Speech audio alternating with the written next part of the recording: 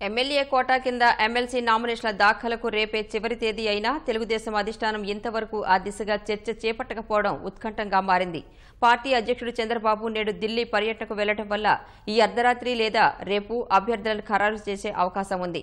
సార్వత్రిక ఎన్నికల దృష్ట్యా ఎమ్మెల్యే టికెట్ ఇవ్వలేని వారికే ఈసారి ఎమ్మెల్సీల భర్తీలో ప్రాధాన్యం కల్పించనున్నట్లు తెలుస్తోంది.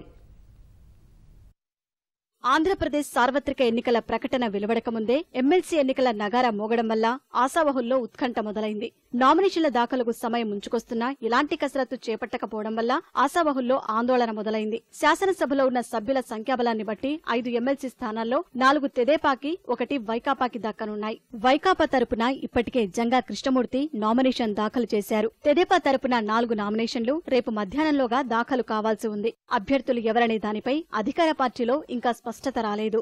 ఎమ్మెల్యేల కోటాలోని 5 ఎమ్మెల్సీ స్థానాలకు మార్చి 29తో కాలపరిమితి ముగుస్తోంది. ఈ 5 స్థానాలకు ప్రాతినిధ్యం వహిస్తున్న వారిలో మంత్రులు యనమల రామకృష్ణుడు, నారాయణ కూడా ఉన్నారు. వీరితో పాటు సెమంతకమణి, లక్ష్మీ శివకుమారి, ఆదిరెడ్డి అప్పారావు పదవీ విరమణ చేస్తున్నారు. ఈ 5 తెదేపాకి దక్కే 4 స్థానాల్లో ఎవరిని ఎంపిక చేస్తారన్న ఉత్కంఠ ప్రస్తుతం పార్టీ వర్గాల్లో నెలకొంది. పార్టీ సీనియర్ నాయకుడు యనమల రామకృష్ణుడిని మళ్లీ ఎమ్మెల్సీగా కొనసాగించే అవకాశముంది. మిగిలిన 3 స్థానాల్లో అన్ని సమీకరణాల్ని దృష్టిలో ఉంచుకుని అధినేత చంద్రబాబు అభ్యర్థుల్ని ఎంపిక చేయనున్నారు.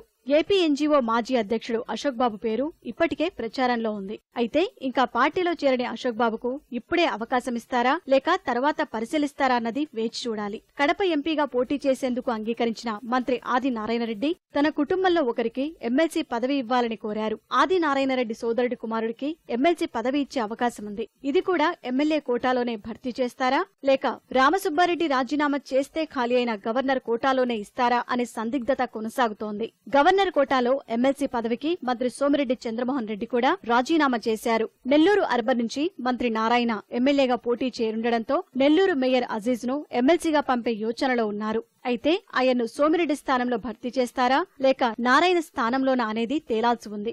ఎమ్మెల్సీలుగా తమకు అవకాశం కల్పించాలంటూ ఎస్సీ కోటాలో వర్లరామయ్య, జూపుడి ప్రభాకర్ పోటీ పడుతున్నారు. కర్నూలు జిల్లా ఆదోని టికెట్ కు సిట్టింగ్ ఎంపీ బుట్టారేణుక, మీనాక్షి నాయుడు పోటీ పడుతున్నారు. ఈ ఇద్దరిలో ఒకరికి ఆదోని టికెట్ ఇచ్చి మరొకరికి ఎమ్మెల్సీ అవకాశం కల్పించవచ్చని తెలుస్తోంది. సబ్బంహరి తెలుగుదేశంలో చేరతారని గత కొంతకాలంగా ప్రచారం జరుగుతోంది. సబ్బంహరి తెలుగుదేశంలో చేరి సీటు ఇవ్వలేని పరిస్థితుల్లో ఎమ్మెల్సీగా అవకాశం కల్పించవచ్చని సమాచారం. పంచుమర్తి అనురాధ, గాదె వెంకటరెడ్డి, దాసరి రాజా మాస్టర్, టీడీఎల్పీ కార్యదర్శి కోనేరు సురేష్ తదితరులు ఎమ్మెల్సీ టికెట్ కోసం తమ వంతు ప్రయత్నాలు చేస్తున్నారు.